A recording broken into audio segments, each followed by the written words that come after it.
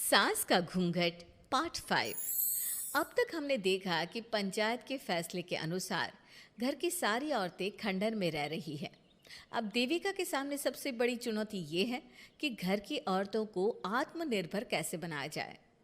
देविका ये सब सोच ही रही थी कि तभी उसकी नज़र मिट्टी के बर्तनों पर गई। अरे, ये इतने सुंदर सुंदर मिट्टी के बर्तन किसने बनाए हैं? ये बर्तन तो माँ जी और चाची जी ने बनाए हैं। अरे वाह, इतने सुंदर बर्तन तो मैंने आज तक नहीं देखे। माँ जी, चाची जी, आपने ये कहाँ से सीखा? अरे बहू, ये तो हम बचपन से बनाते आ रहे हैं। ये स्टील, पीतल और कांच के बर्तन तो अब चले हैं। पहले तो मिट्टी के बर्तन में ही लोग खाना खाते थे। ठीक है, तो हम दोबारा से मिट्टी के बर्तनों में लोगों को खाना खाना सिखाएंगे। वीना दीदी और सुजाता भाभी, आप दोनों बताओ, आप दोनों को क्या क्या आता है? मुझे तो खाना अच्छा बनाना आता है। बस खाना बनाने के अलावा मैंने कभी कुछ किया ही नहीं।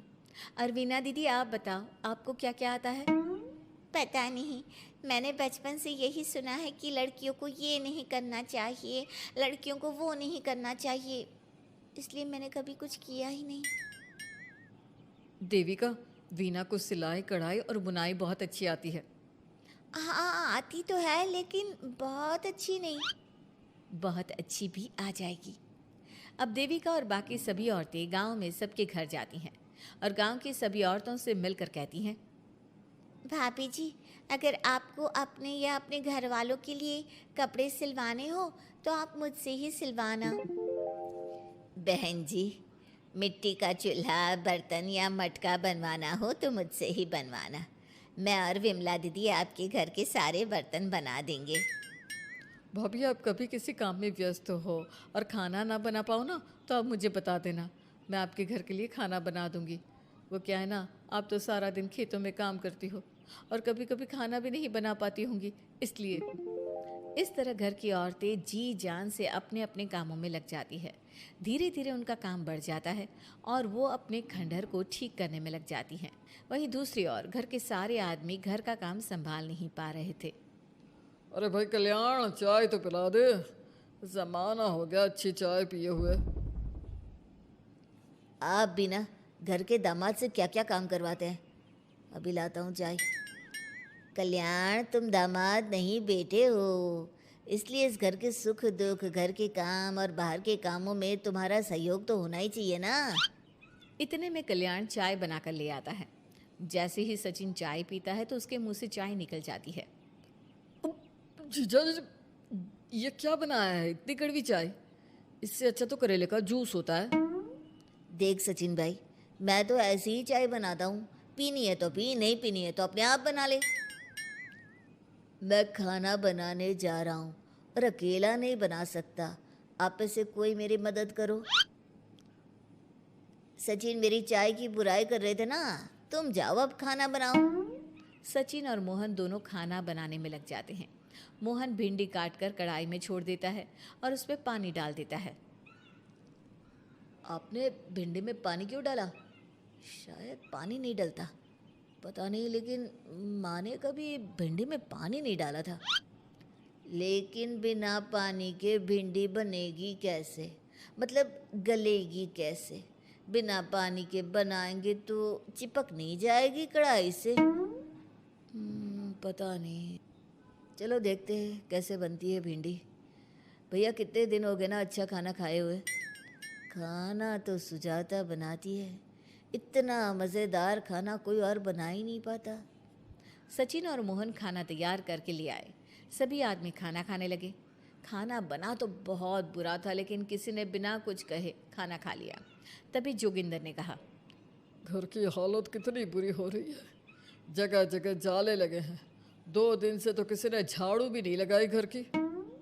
हाँ, और घर में गंदे कपड़ों के ढेर लगे हैं। मेरे पास तो यह आखिरी कुर्ता ही बचा है पहनने के लिए। कल्याण, मोहन, तुम किसी नौकर को रख लो ना। हमने एक दो लोगों से बात की थी नौकर के लिए, लेकिन कोई घर में काम करने के लिए तैयार ही नहीं है। गांव के सभी लोग खेतों में ही मजदूरी कर रहे हैं। घर के सभी आदमी घर के काम में लगे रहते हैं, तो वो अपने खेतों पर भी ध्यान नहीं दे पाते और उन्हें हर महीने आर्थिक रूप से नुकसान उठाना पड़ता है। धीरे धीरे उनके घर की हालत खराब होने लगती है।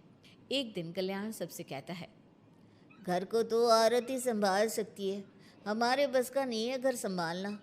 हमें किसी तरह से उस सब को वापस इस घर में लाना ही होगा। अरे कल्याण बेटा, पंचायत का फैसला था कि औरतें हमसे माफ़ी मांगे, लेकिन उन्होंने माफ़ी नहीं मांगी। अब हम उन्हें बुलाने गए तो उल्टा हमें ही अपनी अपनी पत्नियों से माफ़ी मांगनी पड़ेगी। हमें कोई ऐसा रास्ता निकालना होगा कि वो मजबूर हो जाए हमारे पास आने के लिए। बापू, उन सभी ने अपने अपने काम शुरू कर दिए हैं, क्यों ना हम सबके काम में नुकसान कर दे, इससे वो मजबूर हो जाएंगे हमारे पास आने के लिए। भैया, ये कैसी बात कर रहे हो? इससे वो मजबूर नहीं होंगी बल्कि और भी ज़्यादा गुस्सा हो जाएंगी। मैं तो बोल रहा हूँ शराफत से जाकर माफ़ी मांग लेते हैं। मुझे यकीन है कोई माफ़ करे ना करे, माँ तो ज़रूर हमें माफ़ कर देंगी। नहीं सचिन, अगर हमने माफ़ी मांगी तो ये सारी औरतें हमारे सर पर चढ़कर नाचेंगी। हमें इनके सामने छोटा नहीं होना है। मोहन, कल्याण, तुम दोनों आज से ही काम शुरू कर दो। बस फिर क्या था, घर के सभी आदमी लग गए काम पर। मोहन और कल्याण रात को खंडहर में पहुंचे और उन्होंने सारे मिट्टी के बर्तन तोड़ दिए। उसके बाद वीना ने जो कपड़े तैयार करके रखे थे वो सारे कपड़े उन्होंने फाड़ दिए। सुबह जब घर की औरतों ने ये सब देखा तो परेशान हो गई। अरे, ये सारे बर्तन किसने तोड़ दिए? माँ, किसी ने मेरे सिले हुए कपड़े ही फाड़ दिए। ये हरकत कौन कर सकता है? और कौन करेगा भाभी, ये सब उन आदमियों की हरकत है। जब किसी तरह से हमें झुका नहीं पाए तो हमारे काम बिगाड़कर हमें परेशान कर रहे हैं। सभी औरतें दुगनी तेजी से काम में लग गई। उन्होंने दिन रात मेहनत की और उस खंडहर को महल की तरह बना दिया। उनके काम की तारीफ सुनकर दूर दूर के गांव से लोग आने लगे और उनसे अपना काम करवाने लगे। एक दिन सभी औरतें बैठकर खाना खा रही थी, तभी विमला ने देविका से कहा, देविका, हम कभी सोच भी नहीं सकते थे कि हम अपनी मेहनत से अपने लिए इतना बड़ा और इतना अच्छा घर बना लेंगे। देविका बहू, आज हमें इस बात का एहसास हो रहा है कि हम तो सिर्फ सांस ले रहे थे, जीना तो हमें तुमने सिखाया है। मुझे तो अब भी यकीन नहीं हो रहा कि मेरे पति की पहचान के अलावा भी मेरी कोई पहचान है। गांव के सब लोग मुझे सिर्फ मोहन की पत्नी के रूप में जानते थे, लेकिन अब सारा गांव मुझे जानता है। देविका, मैं कुछ ही दिन में इस गांव में एक अच्छा सा होटल खोलूंगी। और मैं एक बुटीक खोलूंगी। मैं यहाँ गांव की लड़कियों के लिए एक स्कूल खोलना चाहती हूँ, यही मेरा सपना है। सभी औरतें खाना खाकर सो जाती है। रात बहुत ज़्यादा हो गई है, लेकिन देविका को नींद नहीं आ रही थी। तभी उसे किसी के कदमों की आवाज़ सुनाई दी। पहले तो देविका थोड़ी डर गई, लेकिन उसने हिम्मत करके उठकर देखा तो उसके सामने सचिन खड़ा था। सचिन, तुम यहाँ क्या कर रहे हो? कहीं तुम मेरा कोई नुकसान तो करने नहीं आए? मेरे पास तो किताबों के अलावा कुछ नहीं है, फाड़ना चाहो तो फाड़ सकते हो। देविका, मैं तुम्हारा कोई नुकसान करने नहीं आया हूँ, बस तुमसे माफ़ी मांगने आया हूँ। क्या? रात के अंधेरे में चोरों की तरह तुम मुझसे माफ़ी मांगने आए हो? प्लीज़ देविका, माँ और चाची को समझाओ कि वो बापू और चाचा जी से माफ़ी मांग ले और तुम सबको लेकर घर आ जाए। सचिन, तुम भी तो अपने बापू और चाचा को अपने साथ ला सकते थे ना, और माँ और चाची से माफ़ी मंगवा सकते थे ना। प्लीज़ देविका, मुझे माफ़ कर दो और घर चलो। कैसे माफ़ कर दूँ सचिन? तुमने मुझे मरने के लिए छोड़ दिया।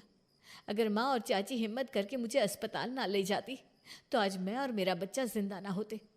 ना तुम मुझे अस्पताल में देखने आए और ना ही अस्पताल से आने के बाद मेरा हाल चाल पूछा। मुझे तो छोड़ो, तुमने अपने बच्चे का चेहरा तक नहीं देखा और तुम मुझसे उम्मीद कर रहे हो कि मैं तुम्हें माफ़ कर दूँ? कभी नहीं सचिन। देखो देविका, हम सबको बहुत नुकसान हो रहा है। घर के काम की वजह से हम बाहर के काम पर ध्यान नहीं दे पा रहे। घर और जिंदगी दोनों अस्त व्यस्त है। वो इसलिए कि तुम सब आदमी संगठित नहीं हो। अपना दिमाग और ऊर्जा हमें परेशान करने में लगा रहे हो, और हम औरतें संगठित हैं। हम अपना दिमाग और ऊर्जा अपनी प्रगति में लगा रहे हैं। इसलिए हमने खंडहर को भी महल की तरह कर दिया, और तुम्हारी हवेली खंडहर की तरह लगती है। सचिन देविका से बार बार माफ़ी मांग रहा है। क्या सचिन को अपनी गलती का सच में पछतावा है या फिर ये घर के आदमियों की कोई नई चाल है? ये जानने के लिए आपको हमारे आने वाले एपिसोड का इंतज़ार करना होगा। और हाँ, कमेंट करके हमें ये भी ज़रूर बताइए कि क्या देविका को सचिन को माफ़ कर देना चाहिए? क्या उसे सब कुछ भूल कर सचिन के साथ अपना घर बसाना चाहिए? या फिर सचिन को